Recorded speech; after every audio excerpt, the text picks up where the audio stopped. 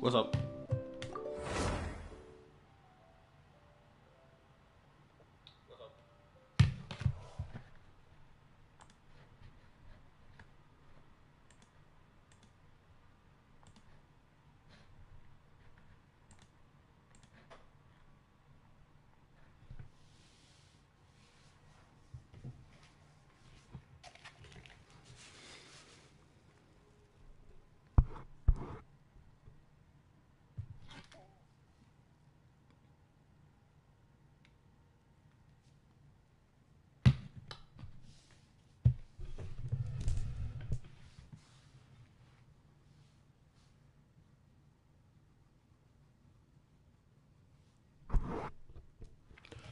Okay, mic is good.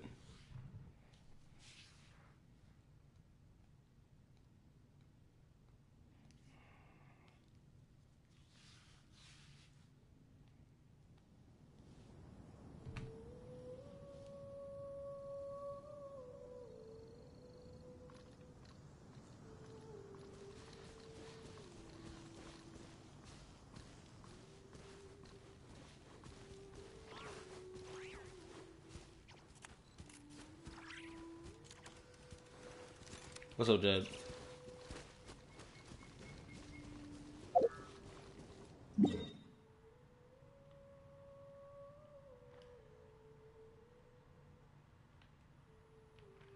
I want to run the fade with something before I start. What's up, Julian? How you been, bro? It's been a while since the last time I seen you.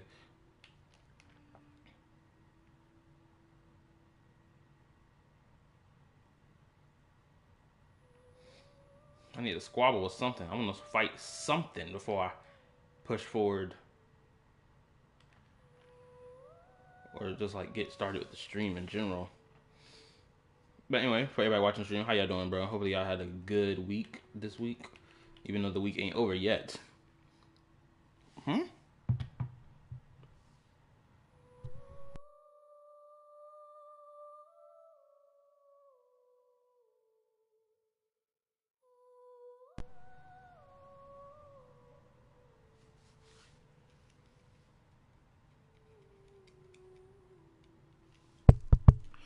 Can y'all hear me? Hello? You muted it? Never mind. I thought you were muted because of how quiet you were. Oh, my bad. My mic volume wasn't loud enough to capture my whole voice. My fault.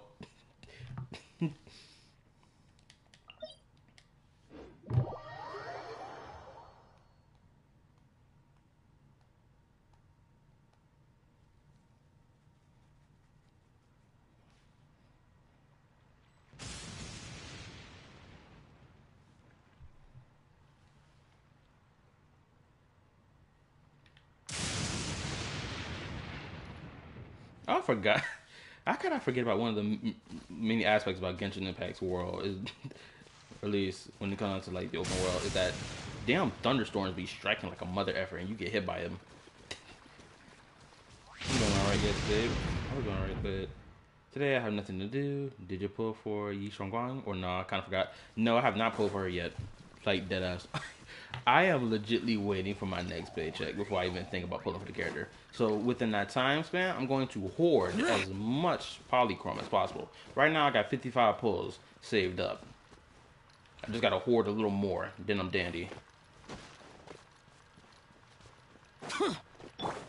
Illusion. We'll see about that.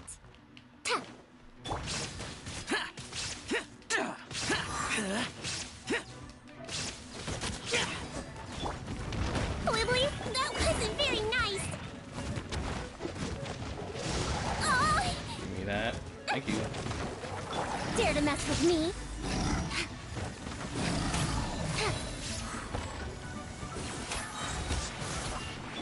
Shine down. Have fun with this gift. Evil conquering. Here. Worthless. Worthless.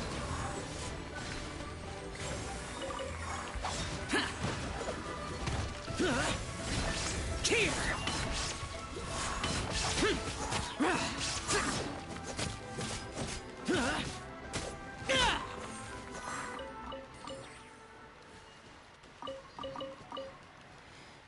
Michaela, did you see the new Sparkle in HSR? I'm saving up all my clothes for my Demons do not wife. stop for Oh, the you mean rain. Sparkle's twin sister? Yeah. I saw her. I saw her animations as well. If you haven't seen it, I posted it in the Gotcha News Leaks section in both Discords. I'm not gonna lie, I'm really amazed by her animations the most.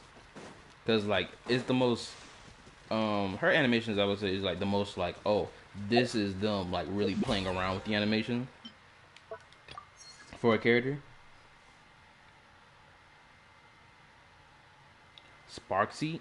Her name is Sparksy? Yeah.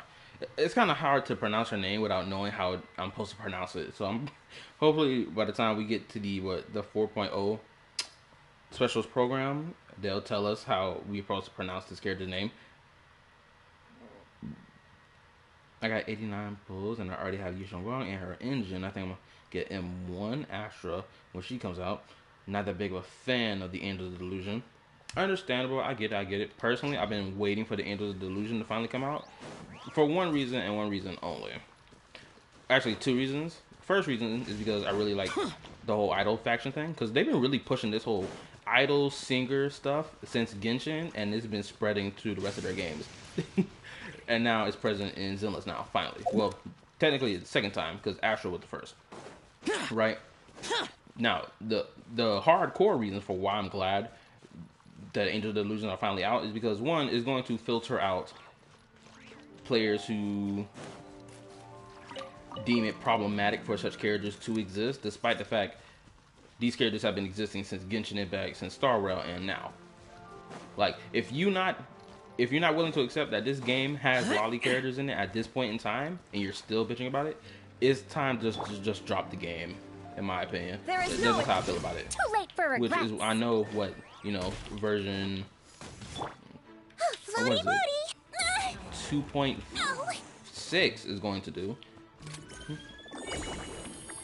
Also, one of the freaking lollies is a damn robot, which I'm glad to know that they kept her a robot and just made the human thing like projection.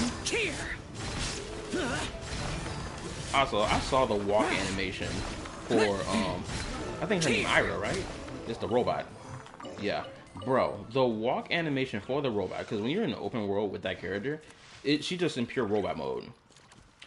Bruh, I've never seen this. Is probably, bro. I gotta make a tier list. I got to of the thickest female character models in Zenless, because what I saw from that leak of their like walk animation in the open world in their robot form, I was like, bruh, they know what they're doing. How in the world does this robot have more jiggle physics than freaking what's her name? Kaching, or not Kaching, Chingy, there we go. I'm like, bruh, they know what they're doing. Personally, I fully support it, which is why I'm gonna pay for it monetarily speaking. Anyway. Let me read. Her name was, I think people was mad about the next patch. It's not been out. Something about power creep and other stuff, but I don't care about that. I just have fun in HSR. Like, we're legitimately getting, what, a new path? I really don't even know what Elation even does. Like, does Elation, like, bypass defense? I'm pretty sure that's what Elation does, right? It just bypasses defense.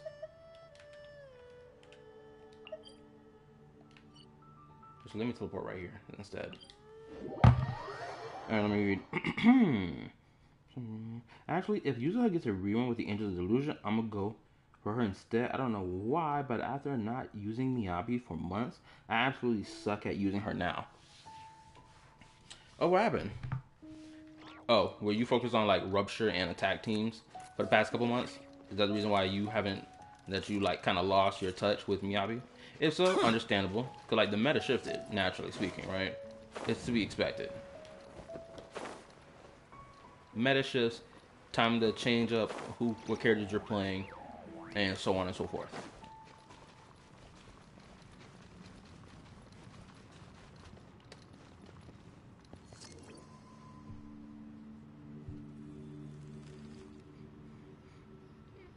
By the way, Sparkle JP name is Hanabi, and Sparkle is Hinabi.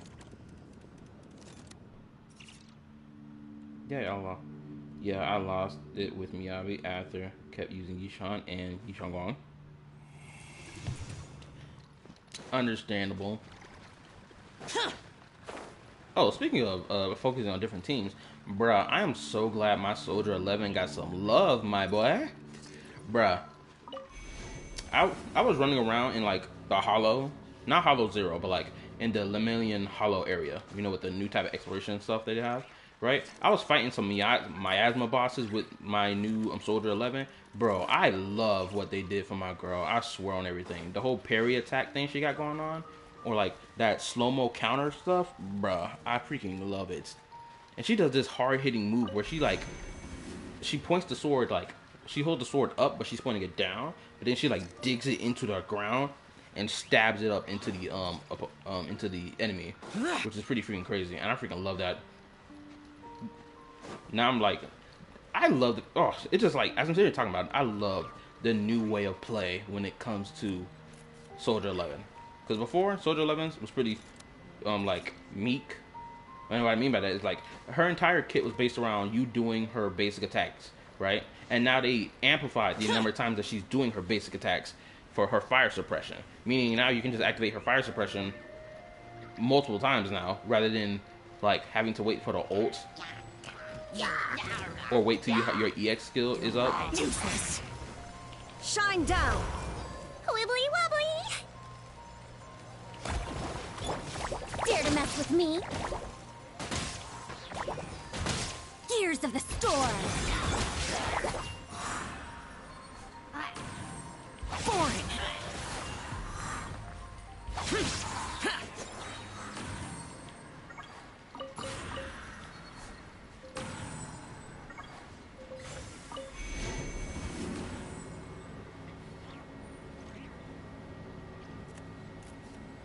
I still love my Shark Ellen Joe. I'm not happy. They still making her better, but too bad I don't get her on M6, only M1. I was thinking money, but I don't. Reduced to just standing around. How absurd. Oh, yeah. Also, yeah, about Ellen Joe. I love the buffs they've been doing to Ellen Joe. Ellen Joe, the first character that ever came out in this whole game. So this is the other Durin, huh? Hold up. If this had been the dragon that ended up being revived in Mondstadt, there's no telling what kind of calamity that people would have had to endure. Yeah, like I was saying. Ellen Joe, I love the fact that she's getting buffs, or even more buffs, to make her better. And it just really shows that the Zenless dev team, because I'm pretty sure HSR started first with their whole buffing characters. I think then Zenless followed after that. Someone correct me about my timeline, okay? Right? So, knowing that these characters are getting buffed in one, it's like, it's so, it's such a fresh breath. It's a breath of fresh air, and I love the fact that it's ripple affecting across all their games, and not just Zenless is the one that's buffing their characters. Not just Star Rail is the one buffing their characters. Even Genshin is buffing their characters.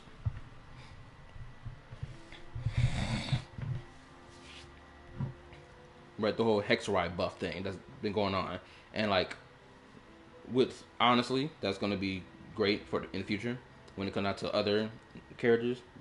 Or older characters that also come out.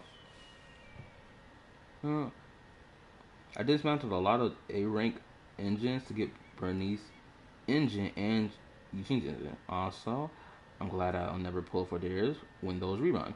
But I hate the pay to win Zenless thing. People was like, you can't get a free 5-star. Then people got mad when it was pay to win. But we still got one free 5-star. Yeah, the whole spending event and people are being upset about the spending event. I understand being upset about it, but at the same time, it is legitimately a spending event for people who want to get a little more blatantly for free, or not for free. You still got to pay for it. Duh. What did I call those spending events? Oh yeah, that's right. I call spending events now direct transactions. That's what I call spending events now, because legitimately, if you have a job and you have the money to spend, it's a one spend motion movement. AKA, you went to the grocery store, got all your things, pay, leave. That's what spending events are to me now. I'm glad I came to this realization. Because spending events aren't meant for free-to-play players. As Much as that sucks to hear for free-to-play players, it's just not meant for them, right? If you ain't got the money, or if you choose not to spend money to get all those rewards that's in that spending event, it's just not for you, twin. It is what it is. And of course, the spending event is to like support the game. Not like you aren't already supporting the game by spending money on limited pulls and whatnot for weapons and characters, but having something that gives you a direct snatch and grab of those limited weapons and characters, in my opinion, is so much better than having to pull for them, knowing that you could lose your 50-50 and go to hard pity. Meaning you wasted all those pulls you saved up just to not get the character or their weapon. Sounds diabolical, doesn't it? So, if you think about it like that, Durin's actually a hero. No, I'm just a little envious, that's all. Not everyone gets a chance to be a hero. Actually, most of the credit belongs to Albedo. Then again, barely anyone even remembers you at this point. So I guess there's not much left to envy. I like the fact that Homeboy is actually being open about how he feels. Because it's like he's implying that he wishes that he could be the hero too. Ah, so you three still remember Durin. Looks like the memory loss hasn't spread to close friends. Yet. The Traveler will never forget about Durin. This world can try to erase their memories all it wants to. It's never gonna work. I gotta make sure I put that as one of the Traveler's abilities as well. Complete mental defense against like memory erasure. I guess that means my memory of you must still be complete as well. Albedo. You're finally here! Oh, boy, do we have a whole pile of questions for you. Oh, you're here too. I think I've pieced together some of what happened to him. But what's your take on things?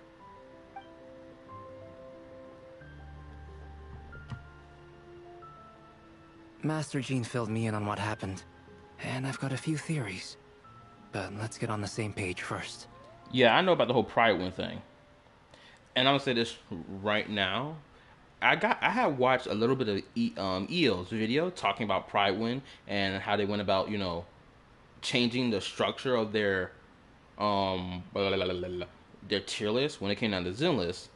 But when they did it for Withering Waves, they made it proper, right?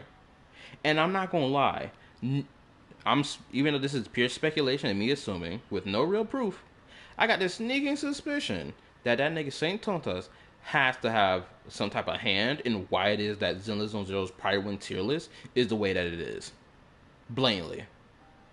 The reason I say this is because I know Saint Tontas was the guy who helped Pride Wind straighten out their Wuwa tier list. And I wouldn't be surprised if he still is in contact or in that inner circle with those people who create this damn tier list for these games. Right? I wouldn't be surprised if he's still in that circle. And I wouldn't be surprised if he has some influence on how Zenless Zone Zero structures its tier list. The fact that they removed the stunner off of their tier list as a whole. Stunner is a whole category of character in itself. They provide support capabilities, yeah, sure, but they are still stunners. They're meant to stun, to daze the enemy, or build up daze on the enemy to then, have them be in a stun-like state, and then have like a stun damage multiplier if they have that, and so on, right?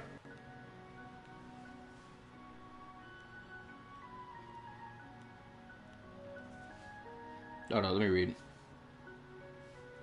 Let me go back before that. I won't use any money.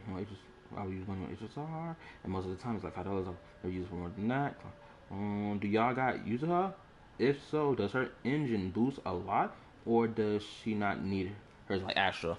Okay, so I pulled for Yuzuha and her weapon because I got lucky in getting her weapon when I pulled for it at the same time as me pulling for her character.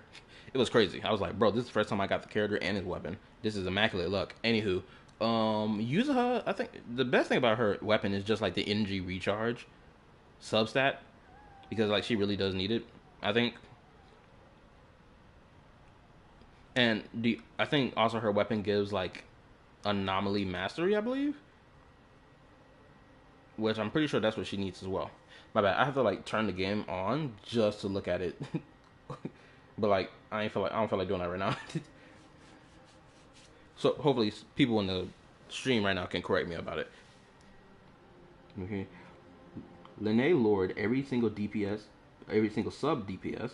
I think he wants to say he in contact with the site owner. However, has given up. I saw a comment on X saying Pride One is reliable as long as it fits the agenda. Yeah, that's true. The fact that he'll complain about Wu Wa's tier list being like, oh, it's inaccurate, but then when it comes down to Zilla Zone Zero's tier list, he's like, oh, it's accurate as hell. It's like, why are we flip flopping? Brazil here? Yo, what's up? Well, physically, he's doing fine. His body is holding the abyssal power at bay. And there's nothing whatsoever to indicate any risk of collapse.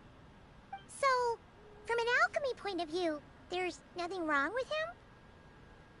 The issue isn't so much that the abyssal power within him has gotten out of control. It's that the connection between his will and body is fading.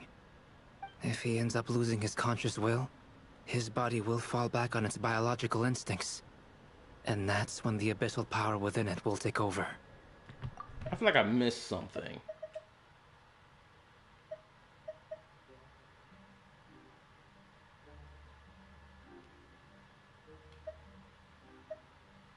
Oh, never mind. I didn't miss anything. This book mentioned a witches' gathering. It seems like quite a few of these witches got themselves involved in Durin's case. Which brings me to my theory. Bringing Fairy Tale Durin into this world to replace the Durin on Dragonspine means using one Durin's fate to overwrite the others. But the power of alchemy alone would not be enough to pull off such a feat. So how will we pull off such a feat? Are we going to use abyssal power? It would have required the combined use of Miss Barbeloff's astrology, my teacher's alchemy, and Aunt Alice's magic. This is so interesting. Every time we refer back to Alice, they always refer to her power as magic. But when it comes down to everyone else, it's astrology or alchemy. But like every time it's Alice, it's always magic. What is this magic that she possesses? I need to know. After learning of Miss Barbeloff's prophecy, Durin and I finally came up with a way to settle the Dragonspine Durin problem for good. And I took care of the alchemy side of things, which, looking back on it, seems to have been a part of their plan all along. Alice is a mage, that's why it's magic. The thing is, look, the thing is, it can't just solely be just magic. I need to know what it actually is. Because magic is just a label that we give to like some supernatural power that can do X, Y, Z. Just like because someone speaks it into existence or someone writes it on thin air. Like, I need to know what it actually is. Because just calling it magic is not good enough for me. That's like saying, that's like, oh, this geo character can create a geo construct, right? Or it can just create this construct made of rock. But then they don't tell you what exactly is the element that constructs this rock, right? That's basically how it feels like they're labeling Alice's power. Either because they want to keep it hidden, or is as straight face as possible. That is just magic. I need to know what it actually is. It can't just be called magic. You want to know where her powers come from? I get it. Genshin Impact has done too much of this whole, oh, it's not what it seems on the surface BS for it just to be called magic to me. I refuse. Kind of funny, they gave Jane Doe a free hot skin and didn't rerun her. Yeah, that is kind of wild. The smart move would have been to rerun her, but knowing that certain characters needed their rerun already, because I'm pretty sure, didn't Jane Doe already have her rerun like a couple months ago? Like throughout version 2's updates up until 2.5. Didn't she already have her rerun? Someone let me know. So now, there's only one thing missing. The magic, right? See, even the Traveler's on the same page as me. As for the fate theory our friend in the hat just mentioned, I still can't figure out how any kind of magic could possibly influence the fate of Tevat. But I'm certain that the answer lies within this book. So, the reason Alice had us complete this book was to make that magic possible? A form of magic powerful enough to rewrite fate itself. The only thing I can think of that could possibly give birth to this magic that can rewrite fate is either the traveler themselves and their ability as a descender who is not bound by the laws of this world. Two, it has to be some type of Luma Fate type thing. Is that the Atlas, which I guess the Atlas and the Luma Fate are kind of like one and the same, or two components of one grand machine that, you know, the Abyss Order uses when it came down to Conrail. What's another thing I can think of besides these two things I mentioned? What's the third? I guess having all three moon marrows can also grant one the ability to rewrite fate, I guess, or like bypass the laws of fate that bound you to the world. Whether it be you or someone from outside the world or someone who was born in the world. What's another aspect that we can think of? I need to know. Well, we've no time to lose. I just need to take a look at the book. The next part of the story most likely relates to me. So the memory that unlocks it must be connected to me too. Huh?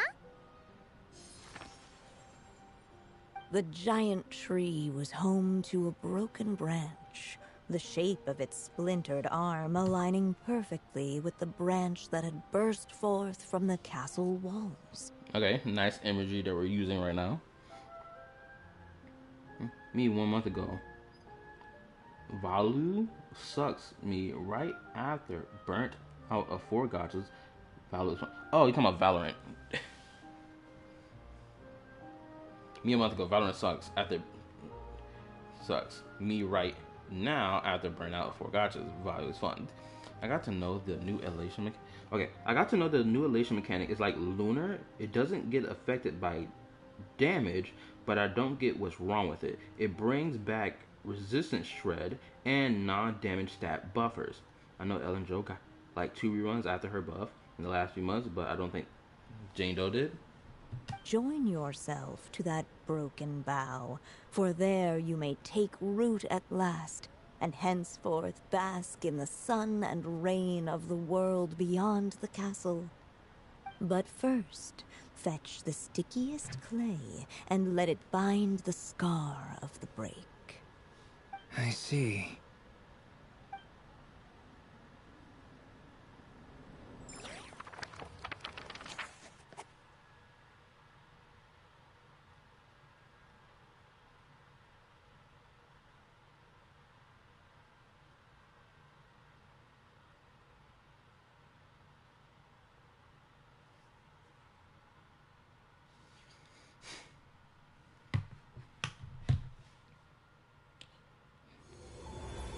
I'm so glad to know that. Oh, wait a minute.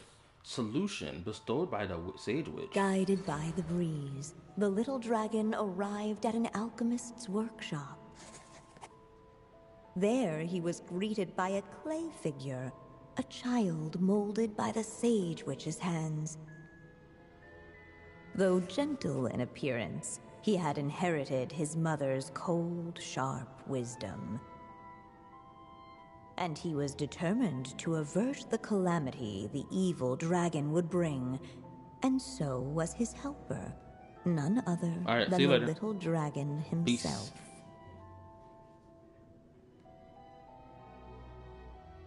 I like the fact that they said that he had a gentle face or whatever, similar to Rhindaughter, which honestly is kind of true. Rhindaughter has a extremely gentle face, right?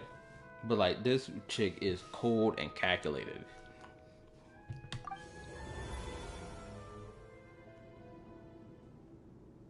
What is this place? It looks like it's modeled after an alchemist's workshop. Or rather, a cliched stereotype of one. Albedo? Hold on. Why do I look like this? Oh my god, he a box figure. Oh, yeah! We forgot to tell you. Basically, the characters in the story are reflections of how Durin sees them. Now that's pretty tough, I'm not gonna lie. And I really like it. Am I wrong to say I like the fact that Albedo looks like this?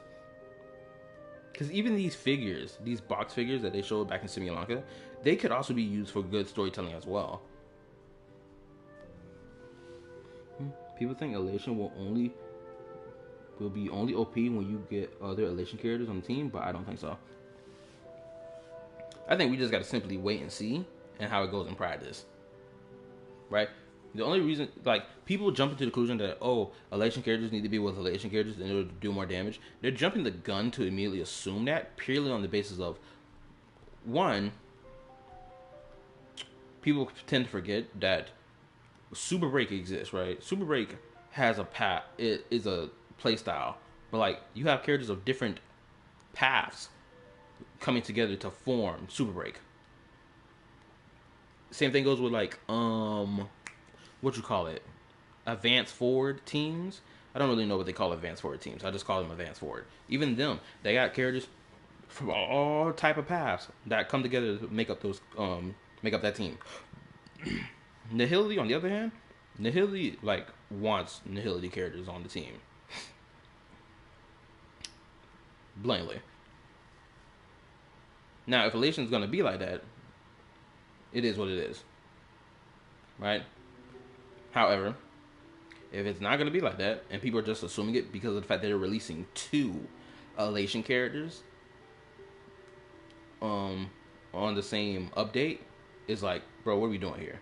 And what's so crazy is the people who are doing this are people who have, 1, not played the game, and 2, have quit the game to now come back and be like, man, I have no content to talk about related to the new game I glazed to high heaven. Let me come back to this game that I stopped playing over a year or 2 ago to then start making content on myself. Oh, this is bad for the game.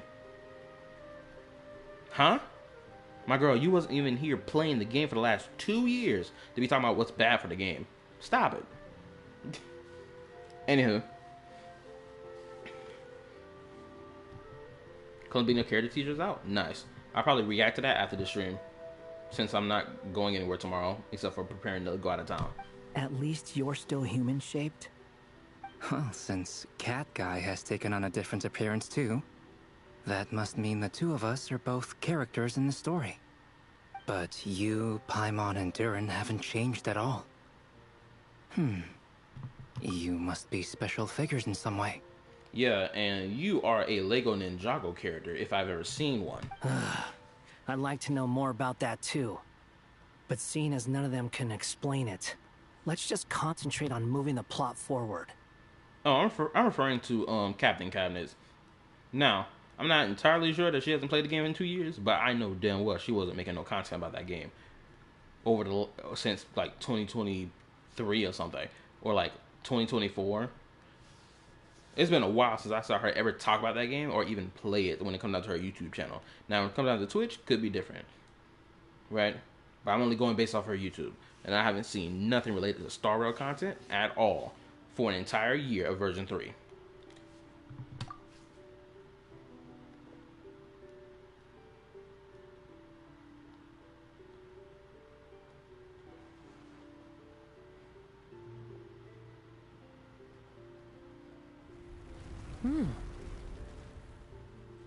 Oh, also, for those of you part of the Discord, please drop what's her name? Columbina's character teaser in the Discord for me, please and thank you. Cause I think this is what I'm gonna do. I think I'm going to react to Columbina's character teaser and her character demo all in one video. And just like that, the group stumbled upon a hidden passageway. Intricately crafted, it seemed to lead them towards another exciting chapter of the tale. Come on, what are we waiting for? Next chapter, here we come! Ouch! Oh damn, she hit a wall. But this was a chapter that had not yet been written. Ahead of them was a storyless void, and they could go no further. What? Then what's the point of having a path here? Maybe the author had a flash of inspiration, and then their mind went blank. And let me read real quick. I feel like people just hate just for fun, because people still talk trash about Zenless, and for views. That is 100% true, which is why I react to their content and call it out for what it is. if you've been noticing, Julian, all my content that's been an hour-long reaction videos, an hour to an hour 30 to an hour 40 to an hour 50 to 2 hours long worth of content for some of these reactions, right? Because I know what it is. Ain't nobody here dumb. We know what we're getting down around here. Like, even right now, there's like this whole, ever since 2.5 story came out, it's been this whole yip yap about Yi Guang's character not being good because people view it purely from the basis of, oh, she's waifu bait, therefore her character bad.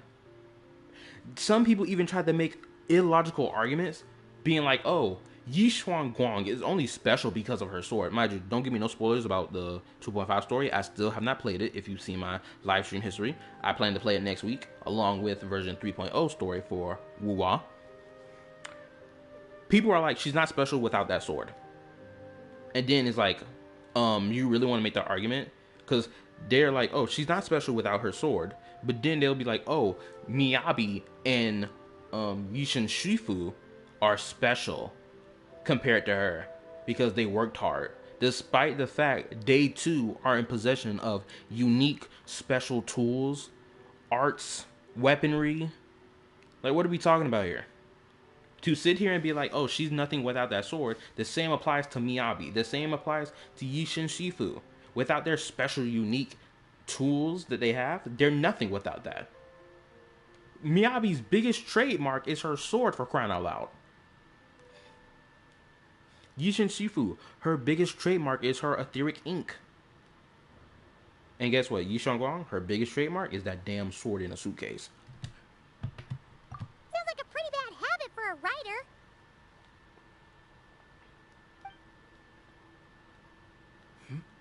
Over here. I found something. What the clay figure found was none other than the evil dragon's heart itself. Though the creature had perished long ago, its heart was still there, pulsing away and growing warmer with every beat. And the clay alchemist knew what it meant. That the evil dragon would return one day, just as the prophecy had foretold. Yet, guided by his mother's wisdom, he foresaw another fate. If only the alchemist could bestow this heart upon the little dragon, he might be reborn in the evil dragon's stead. Only then would the evil dragon's heart grow still, and the little one inherit its tale. Sounds like this chapter's about Albedo bringing me to life? If that really was the solution, though, this would have been over the minute I finished the transmutation. So why is Durin still being forgotten? There has to be some other reason.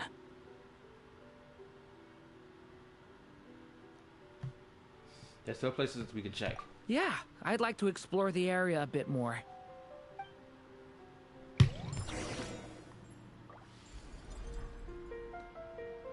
Metabots is static. Unless the little dragon kept moving, eventually he would be forgotten.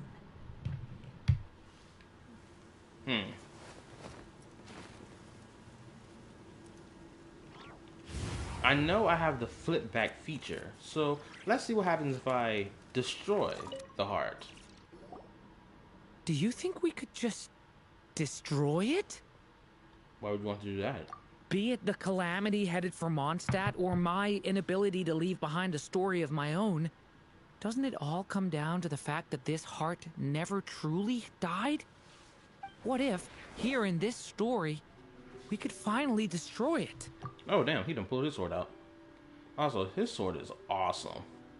Also, this whole pose, nothing but aura. Could Aunt Alice's magic really allow us to do what's theoretically meant to be impossible? Either way, it's an intriguing idea. I'm not opposed to giving it a shot. Durin! It's just... I'm still afraid someday, even you guys will end up forgetting me. If there's even the slightest chance it'll prevent that, I'm willing to try anything, but I'm not sure if I can destroy it on my own. Chances are, I'm gonna need your help again. So please, everyone, help me destroy this heart, once and for all.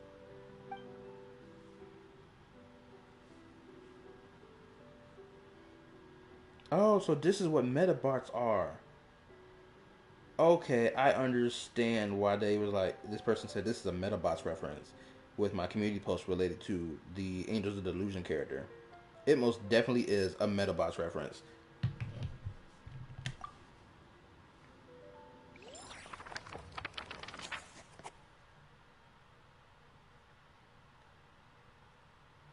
With the help of his friends, the little dragon destroyed the evil dragon's heart, using up every last ounce of his strength.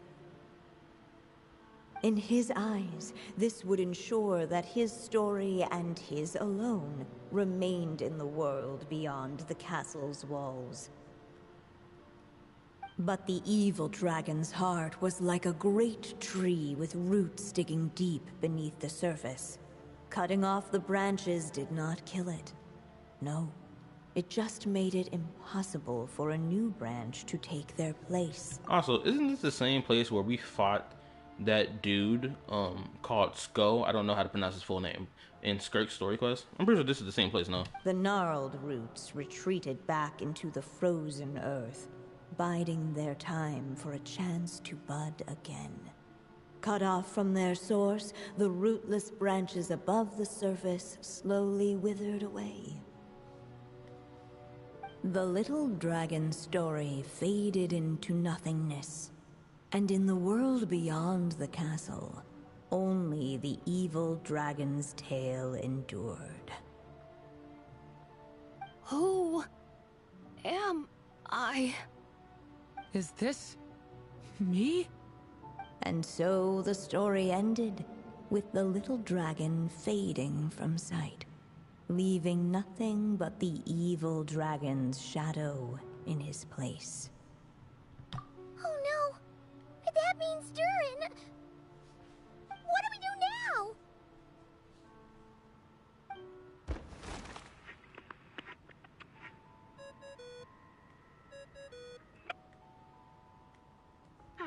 Looks like you've discovered another possible ending. Do not lose hope. You just need to keep searching, for there are possibilities that only you can bring to life. Oh, also, I need to say this. Has anybody seen that new I guess I don't know if it's either an anime or if it's just a movie of Kaguya-sama Love is War, the stairway to adulthood, or I have not fully seen it. I just know that there was this one scene people were really going crazy about. So I was like, bro, let me go see this scene. I couldn't really see it because one, people's YouTube reactions on YouTube have the like filter on it to like, you know, for copyright reasons, so they don't get hit by copyright. But I know what they're talking about because I remember this being talked about like last year in 2024 or in 2023. The reason being is because there's a lot of romance animes that are like that were going on at that time in 2023 that was really being talked about, that people are like, bro, these romance animes are actually putting their foot down and being like, yo, we're not about to play this game of will they, won't they. No, they're going full blown, sliding in, clapping cheeks. The dragon is getting slain today. What was it? Kaguya-sama has it. Uzaki-chan Wants to Hang Out has it. What's another show that actually had it as well? That really was like, yes. I think Don't Tease Me, Miss Nagitaro. I think that also had it. Like, bro, there's so many romance animes that's like, no, we're not playing this whole if will they, won't they nonsense. And I freaking love it. I love the fact that they're willing to take the extra step to make these characters enter into the next phase of their relationship. It's not just this lovey-dovey stuff. What about the physical aspect of the relationship? How that's going to go down? How they're going to react to that? How they're going to behave knowing that, yo, they both now have seen each other fully naked, skin-to-skin action. How they're going to behave after that, right? I love that.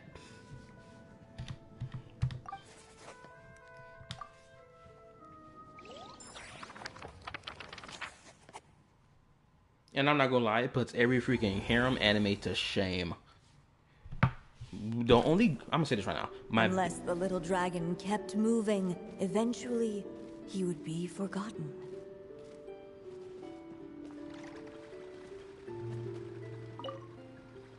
So we can't destroy the heart. Even if we tried, it will cause Durin to disappear. We have to find another way.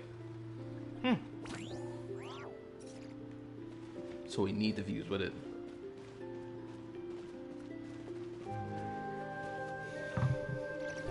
Oh, let me say this. Hold up, can I? Okay, I can't leave. But what I wanted to say is this. My biggest gripe with harem anime. Ooh, I didn't know you were back here. What you doing back here? There you are. Oh, hello there. Hey, it's Mini Durin again. What are you doing holed up in here? I was worried I'd scare everyone off, so I've been hiding out here all this time. Just like before. You must be really nervous, huh? I guess I am a little nervous, but I'm also excited. I'm gonna get to stop the evil dragon and even become a human. It's all thanks to that Clay man. He's the one who talked me into it. Anyway, let me continue with my spiel. My biggest issue with harem animes is the fact that these main characters are such losers. Oh, wait a minute. I think Rent a Girlfriend also had the main character. Even though that main character from Rent a Girlfriend is such a loser, they finally let this man clap cheeks and actually stand on his business finally after so long. But like, back on the point, the gripe I have with harem protagonists is that these niggas are such chumps that they're not willing to take their relationship, their harem relationship that they have with either with the female characters or with the male characters, like depending on which if it's a reverse harem or whatever, right? They're not willing to take that step forward. Actually, I'm just gonna refer to that just like the male fantasy harem animes. I'm not gonna refer to the ones for the girls, right? Because I don't really watch that ones.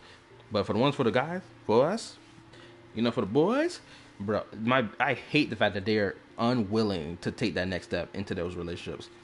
It's like, bro, every last female that's around you is trying to hop on your sword, for crying out loud.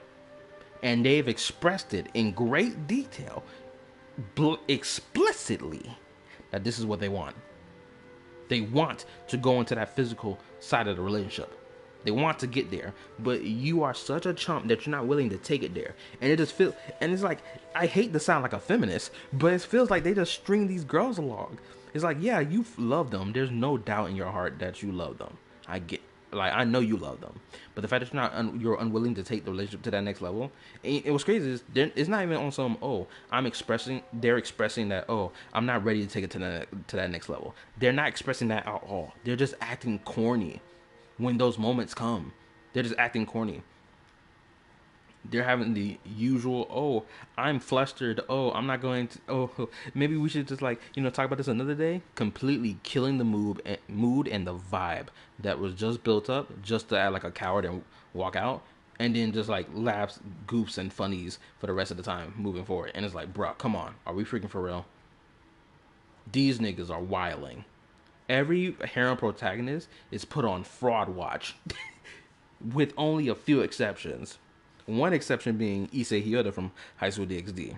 The reason I say this is because he expressed in season 4 the reason why he was unwilling to push their relationship forward, or his relationship forward, with all these girls that he has a harem relationship with.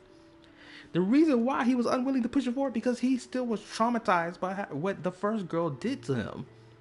And he was afraid that the relationship would just spiral into that, or he wouldn't commit to the relationship or something along the lines. He was just afraid to move the relationship forward. It's as simple as that. And he expressed it to them.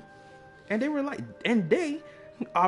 they comforted him after he expressed it. They'd be like, yo, bro, it's cool, twin. This, that, and the third. I really like that. Even though I was really letting him have it. Be like, bro, you're telling me you waited till season 4 to let this out? You've been harboring on this for this long. And there was no sign throughout all these seasons that you was harboring onto this. That was the only thing I was a little iffy about. But other than that, I liked it. Then you have Infinite Stratus. I don't know if anybody's ever seen that anime. I know people deem it as a bad anime. Like, it sucks or whatever. But Infinite Stratus, from what I found out, the main character of the story is not a dense idiot. He is fully self-aware of the fact that those girls freaking fawn and love the crap out of him. They make him extremely self-aware in the manga, but when it comes down to the anime, they make him a dense idiot who doesn't know at all. So, right? And it's like, if this nigga knows, let this character be aware of it. Clearly he knows and he understands the severity of it. Right? Outside of those two, every other harem protagonist is corny as fuck. He's just cornballs. And once I'm a human, I'll be able to make loads of friends and do tons of important things. You'll make lots of friends, that's for sure. And go on many unforgettable adventures. I'm so glad to hear it. The only thing is, the clay man said becoming human isn't gonna be easy. So I'm feeling a little anxious too. He's right about that. Even if you manage to become a human, there will always be tougher challenges on the road ahead. Really? But even so, your friends will be there to help you.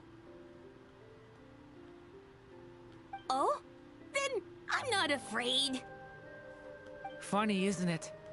After talking to you, I'm not afraid anymore either. So, are you ready now? Yep, I'm ready to become a human. What the clay figure found was none other than the evil dragon's heart itself. Though the creature had perished long ago, its heart was still there, pulsing away and growing warmer with every beat. I wonder if I was supposed to do that. And the clay alchemist knew what it meant. That the evil dragon would return one day, just as the prophecy had foretold. Yet, guided by his mother's wisdom, he foresaw another fate. If only the alchemist could bestow this heart upon the little dragon, he might be reborn in the evil dragon's stead. Only then would the evil dragon's heart grow still, and the little one inherit its tale. At last, the little dragon accepted the evil dragon's heart, and a new life came into being. The evil dragon's heart beat in his chest, and the little dragon's soul guided him forward. Oh, that's fine. I'm not Thus too worried did about the that. prophecy hold true, even as fate had been rewritten. And so was the little dragon born anew. Oh, okay, I get it. Okay, hold up.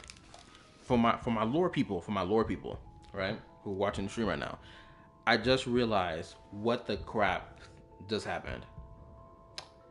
And it was after she said, "Thus did the prophecy hold true." I completely forgot that with Fontaine's Archon Quest, the whole point of it was to allow for the prophecy to come true. But it was supposed to come true in a manner that benefited the people of Fontaine and not the Heavenly Principle's punishment to the people of Fontaine. And we're doing it again with Durin's story quest. With the evil dragon is supposed to come back and be reborn into the world again, which technically he did, but not in the manner in which how the prophecy framed it to be. Because the prophecy frames it one way, and it's as direct as possible. There's nothing you can misinterpret with the prophecy. It's blatantly saying, yo, the evil dragon will rise again. But with how we go about the whole evil dragon rising again, thanks to certain actions that we do, it, of course, changes how we assume how the prophecy was going to go down. Because back when Simulacra happened, right, like last year or whatever, back in what version, 4.7, 4.8? Pretty sure it's 4.8, right? Albedo was like, yo, Durin's going to come back to life again, right? So we immediately assumed right? We imagine Durin just coming back to life. Oh, the dragon's bones reconnecting, the flesh building up on it. It's rising out of the mountain. It's breathing abyssal fire. It's getting crazy in Mondstadt, right? That's what we all assumed. Then the story quest happens for Durin, and it's completely different than what we assumed it to be, right? I love that Genshin Impact has made it a part of their lore, their game, that when it comes down to defying fate, it's essentially just like following fate to the letter, but not in the way you would expect us to follow it. That would benefit the person who the fate is directed towards. Oh, they're supposed to meet this horrible outcome, only for the horrible outcome to legitimately benefit them. Finally, a happy ending. That must be the last step, right? Woohoo! We completed the story! But why are we still here? Born anew, the little dragon set off once more, his story far from over. Huh? So, that wasn't the end?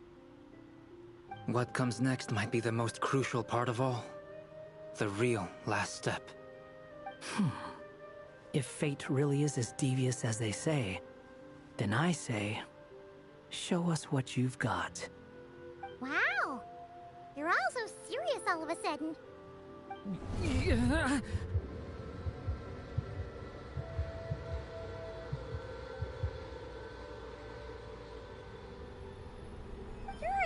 are you alright? The evil dragon's heart was now one with the little dragon, yet the dark power within it still lingered. Would the little dragon dare to hold this power back, or would he simply give in? Hey, what kind of question is that? Of course he's gonna control it. What choice does he have? Time is running out. So, will the little dragon dare to hold this power back, or will he simply give in? What's up with the narrator?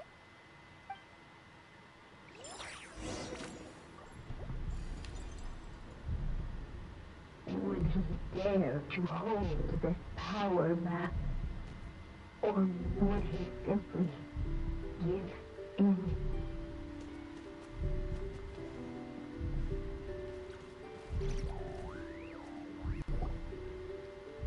Returning to the castle.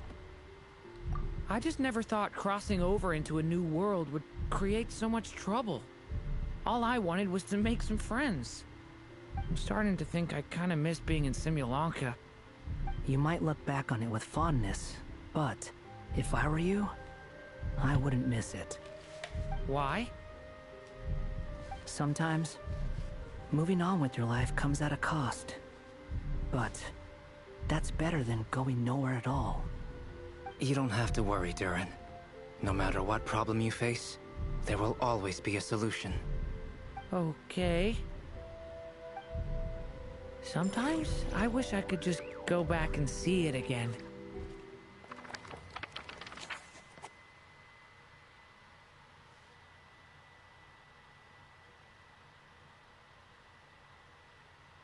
As the little dragon slipped back inside the castle's walls, the clamor of the outside world fell away. There was no danger here, no problems for the little dragon to resolve. As soon as his mother finished her story, it was time for the child to drift off into the world of dreams. And so the story ended, with the little dragon fast asleep in his castle, just like he had never even hatched. What's going on? I feel so weak. Hey, what's happening? Durin, wake up! But this can't be how it ends. Durin promised to bring back everyone's memories. There's no way he'd accept an ending like this.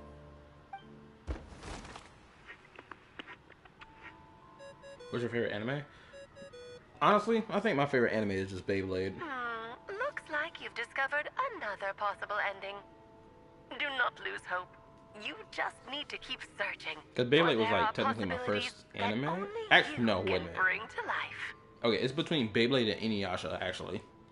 It's between those two series that are my favorite. Because my kickstarters to realizing what anime is, to full-blown being like, oh, that is anime.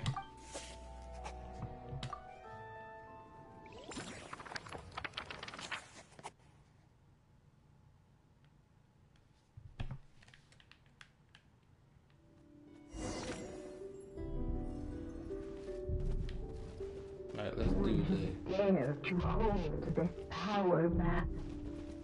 Or would he simply give in? I want to give in. Let me give in. How do I signify that I want to give in? Do I just stand here for the next 30 seconds?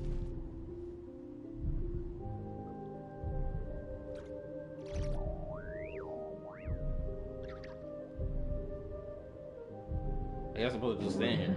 Dare to hold this power map? Or would he simply give in?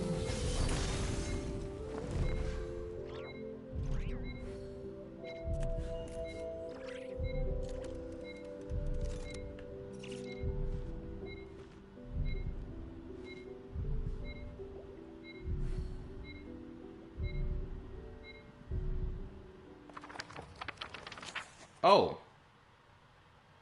Hold back first.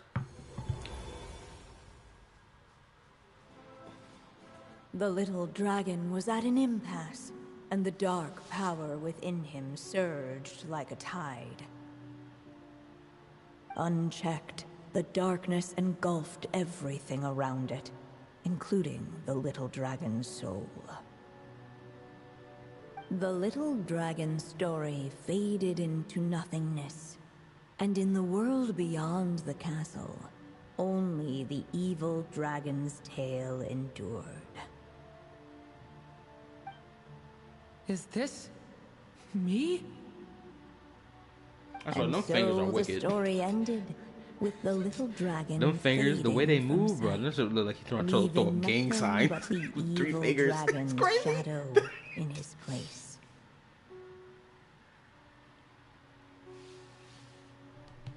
Oh no! That means Durin. What do we do now? Still a bad end, but yeah, just a stretch story. Okay, cool. I just want to like get my hands on all Looks like you've discovered of the another possible ending. ends I can get Do not before it's too lose late. hope. You just need to keep searching, for there are possibilities that only you can bring to life.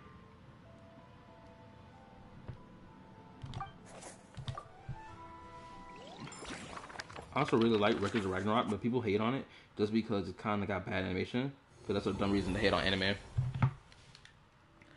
I can get why you view it as a dumb reason, but like, I would say this.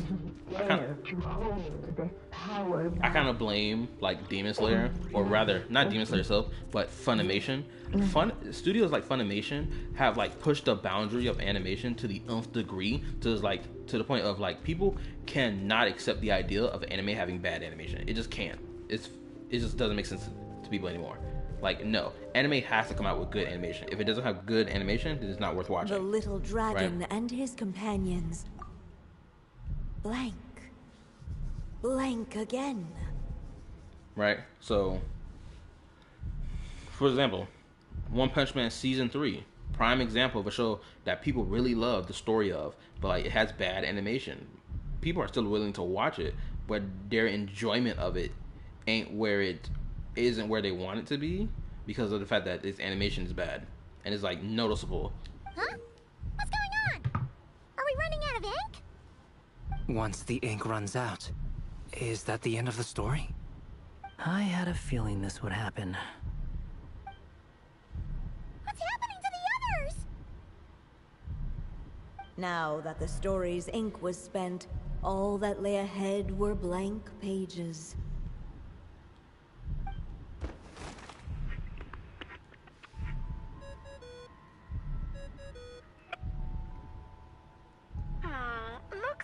you've discovered another possible ending. Do not lose hope. You just need to keep searching, for there are possibilities that only you can bring to life.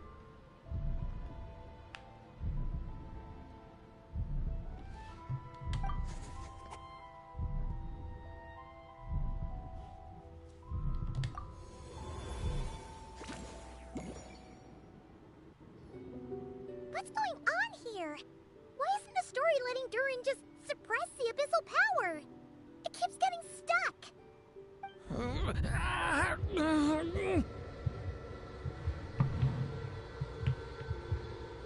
This man about to have a seizure.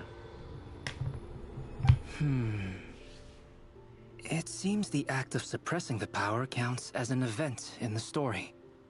In other words, we would need ink to write it in. So, what now? Did we use too much earlier? How are we supposed to write a happy ending with only this much left? My friend also didn't watch it because of that reason, but when he saw Buddha, he wanted to watch it. Oh, well, that's good. I'm trying to think of an example that relates to me that I can use, but I can't think of one right now. Well, this is Durin's story. As long as he's alive and well, why should it end? If there really is such a direct correlation between the story and his fate, I may have a potential hypothesis. Durin was, and still is in essence, a storybook character, written into being by M. From the moment he was born, he has always dwelt within her story. And I suspect that has remained the case, even after his arrival in Tevat. Reviving Durin in the evil dragon's place was an act of grafting this Durin story onto the latter's fate. In essence, that is how his fate was rewritten. But there is a fundamental difference between a being's story and its fate. As Miss Barbeloth reminded us, the fate of every living being in Tevat has been woven into the fabric of time. Its most natural path, therefore, is to proceed along its given track. But Durin's story, on the other hand, Needs an author to continue writing it. as Durin's connection to this world wore thin, not only have people started to forget him, he started to lose control of the abyssal power within. In other words, his story can't continue, because the author's ink is drying up. That's what it seems like to me. It would seem the little dragon had made a group of fine friends indeed. Save it. The question is, are you here to help him, or stand in his way? This is as far as the story can go. What path will you choose?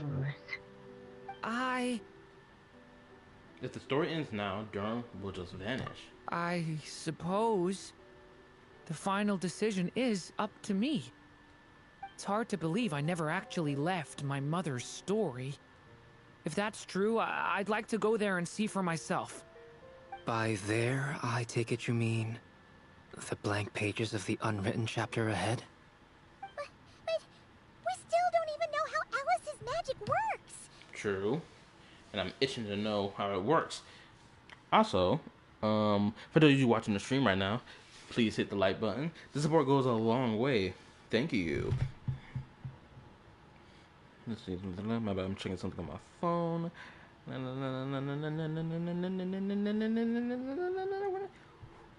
Oh, this reaction. Alright, let's continue. If Durin belongs inside the story, then going outside of it to some unwritten part.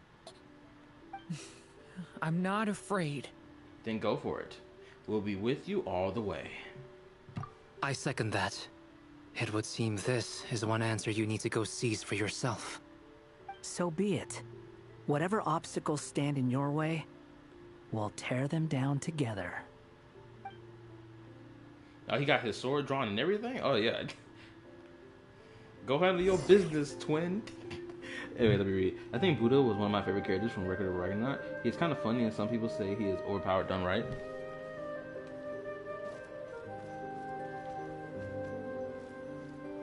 Break through the barrier. Oh, alright. Powering. Within that invisible wall, it was as if the little dragon was staring at the uncrossable edge of existence itself. Then, all of a sudden, it began to fracture, as if struck by some transcendent will.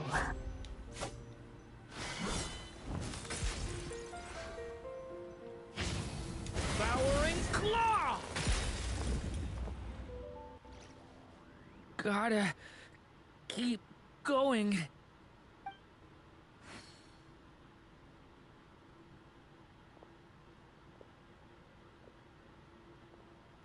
I'm really liking this right now. Oh, we're not having. Ahead lies only a stormless void. My consciousness is slipping away. Keep going, Durin. A pure soul is your essence, not an empty void. I feel so weak. Stand tall, Durin. You are not some amorphous idea. The body I made for you is flesh and bone. Am I truly alive? Yes, Durin, but you must keep going. You're as alive and real as I am.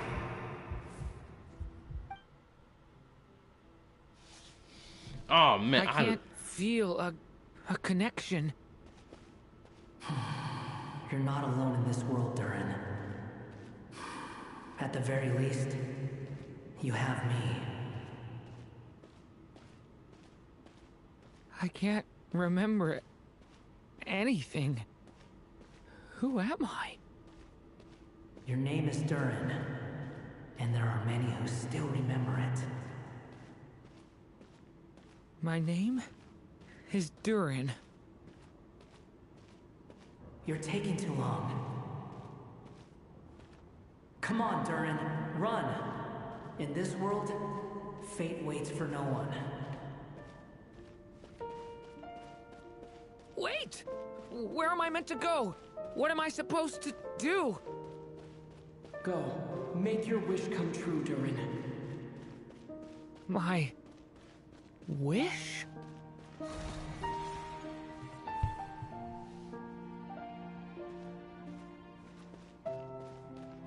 Your story's not over yet!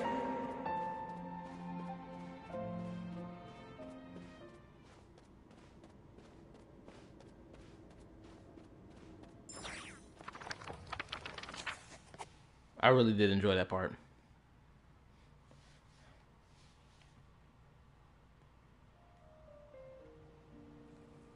Silence, huh?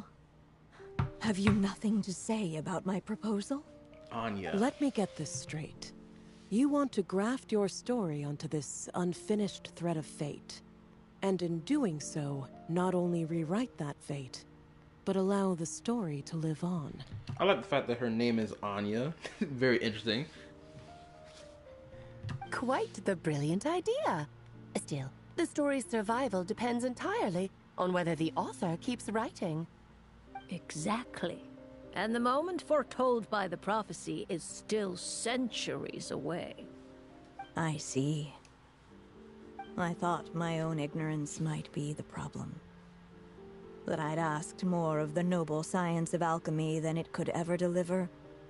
Or that I had failed to discern the heavenly signs and grasp the secret truth underlying the prophecy. Little did I imagine that time itself would prove to be the greatest hurdle of all.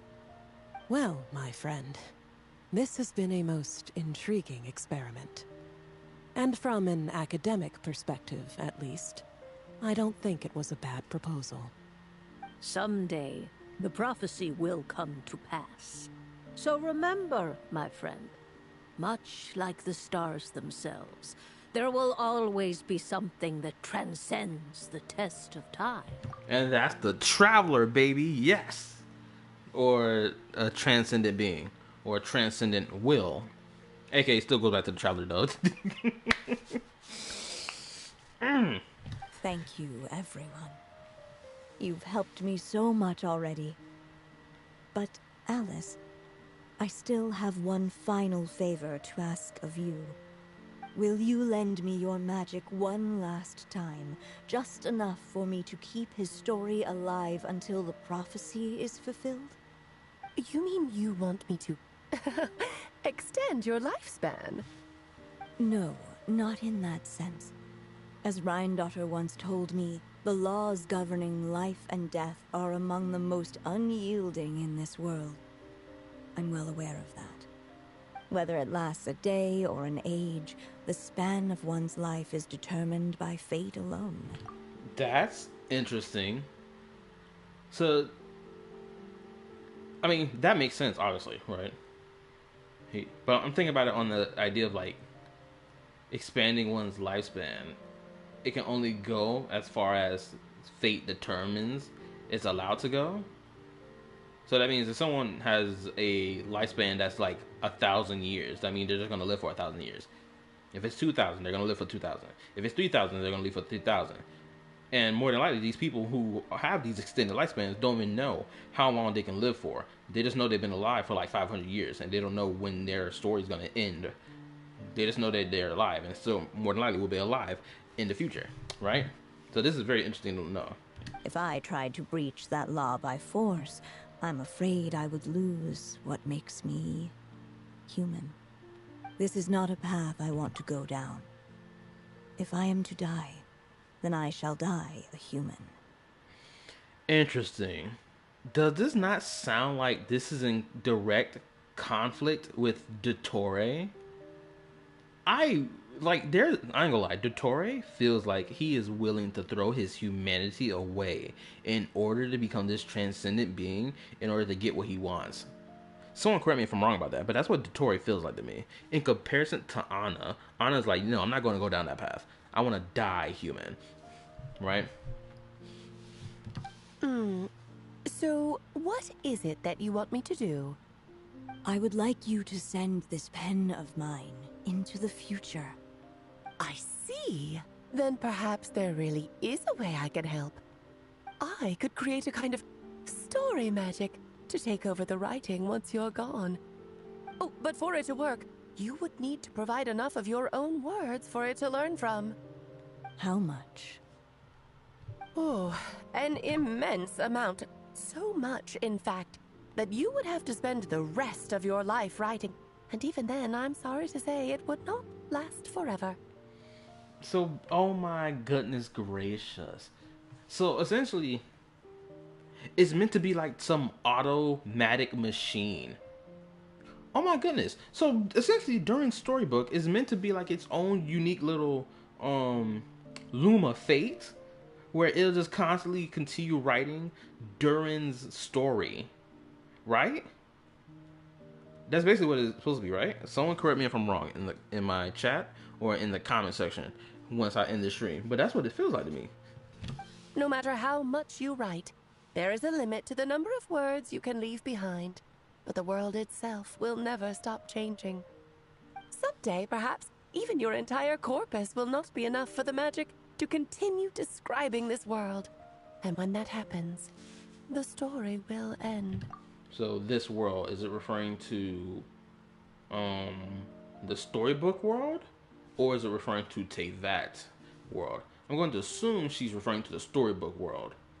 Because like there's only so much you can write about Simulanka's story. Unless you like start making new locations in the book to make it drag on forever. It'll be essentially Star Wars. Still, it's worth a try. And not just Star Wars, just any IP that's been going on forever.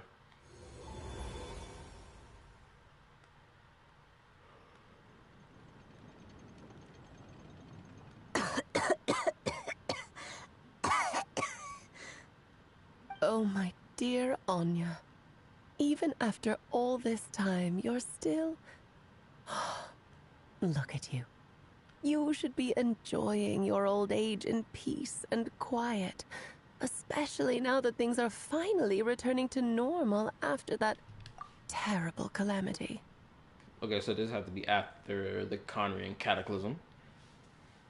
Think of AI, more specifically machine learning. The pen need to learn how to write. Once he leaves Simulanka, things will only get more complicated.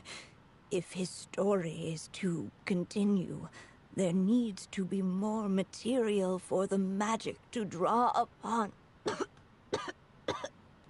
I'll just have to skip over some of the less important details.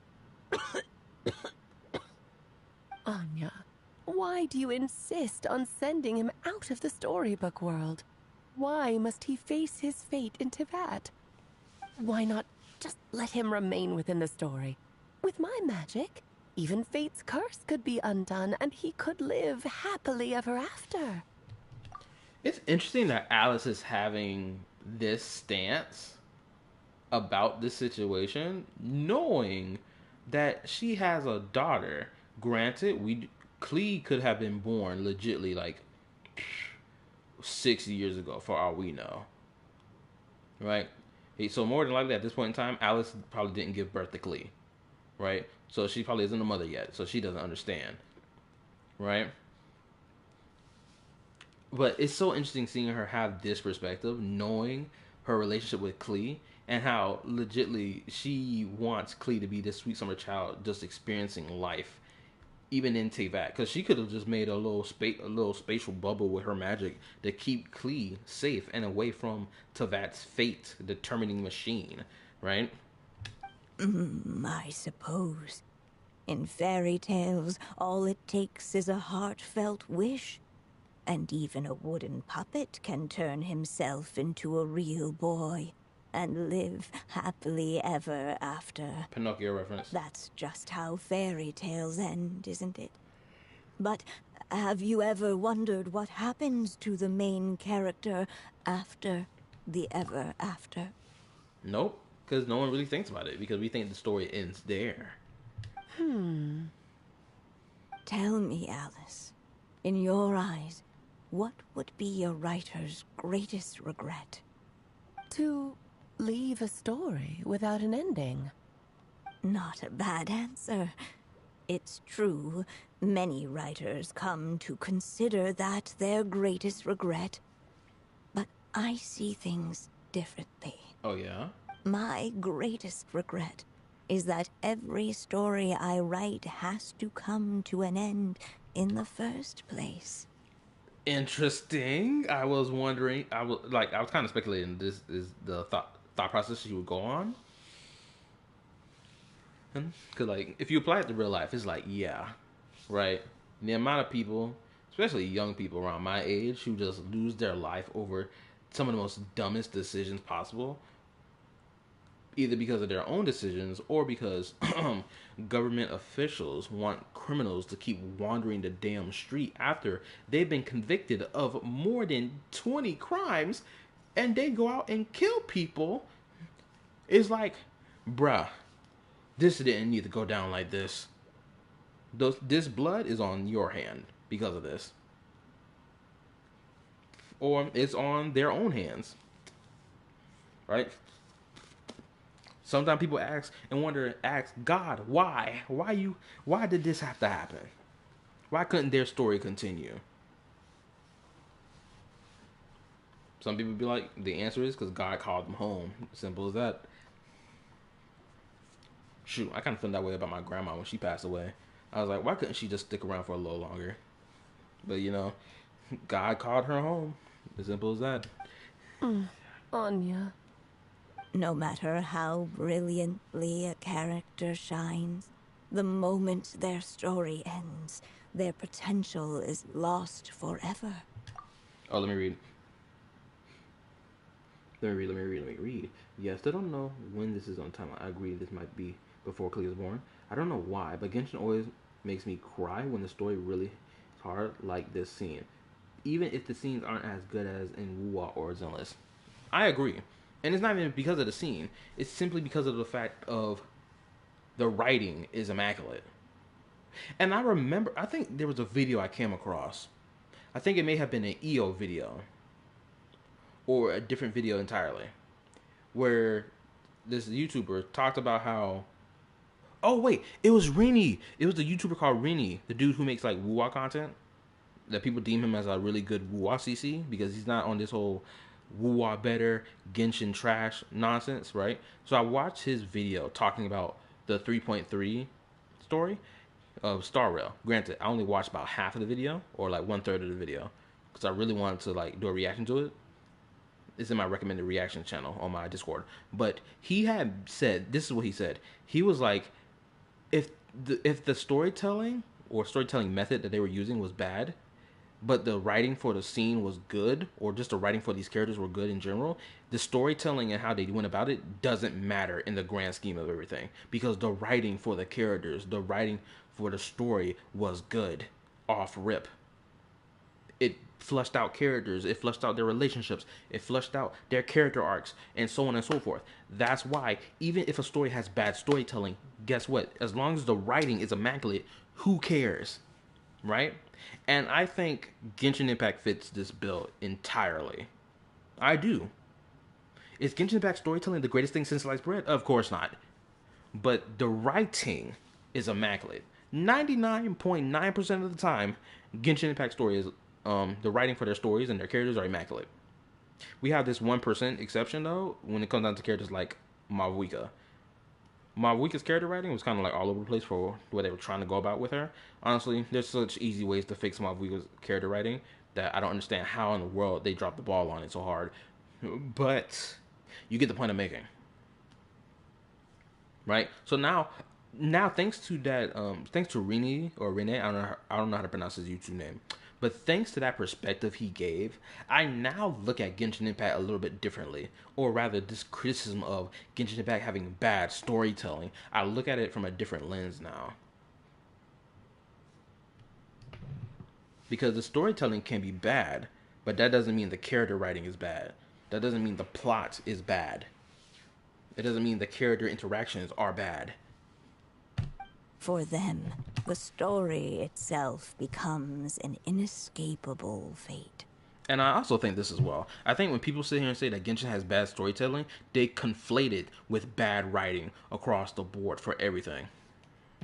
But what if, instead, I could place my pen in their hand and let them continue the story themselves? You mean... You said it yourself.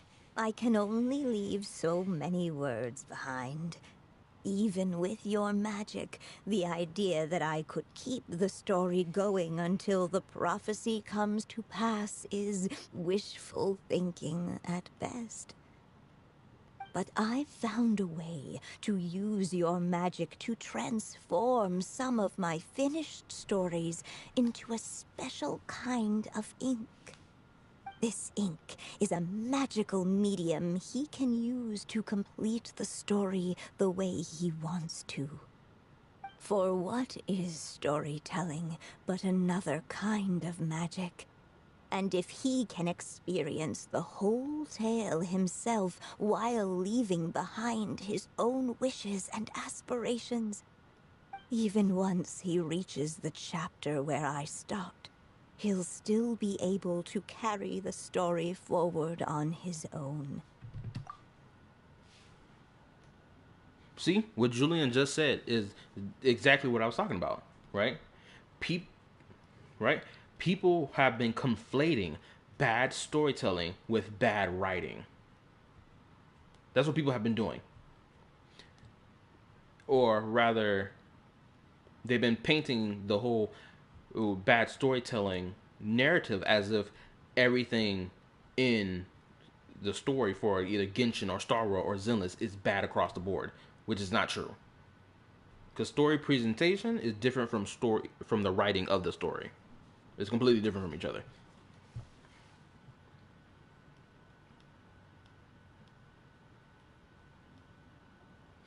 Yeah, the Genshin devs tried to make cinematic moments, but they use it in-game physics. Oh my god, I can't read for the life of me. Yeah, the Genshin devs try to make cinematic moments, but they use in-game physics instead of cutscenes. So the character movements feel stiff like bricks, but I still appreciate the effort. There you go. Also, one thing I realized today, as I was at my job or whatever, I was realizing people gas up Wuwa story for using like set pieces for, because like in Wuwa there's like certain moments where they use like set pieces or whatever and make the scene more dramatic than what it actually is, right? And I'm like, Genshin Impact has done the same thing, but nobody talks about that. For example, this story quest right here has used so many set pieces, it's ridiculous, right? And I'm like, we've had so many set piece moments in Genshin's story, but nobody ever talks about those. Because those set pieces are a part of the storytelling for Genshin Impact. But again, like I said, no one talks about that. And so, by leaving him this ink, I can entrust him with the responsibility of writing his own story. A character with the power to write their own story. That way, he'll finally be free from the cage that is my pen. And like anyone else living in the real world, he can go on to create a life of his own. Yo, what's up, Gotcha Dragon? Also, let me read. You're wrong, Wuwa number 1. And you no longer need to worry about the constraints of my magic. What a brilliant idea, Anya. But there are still risks.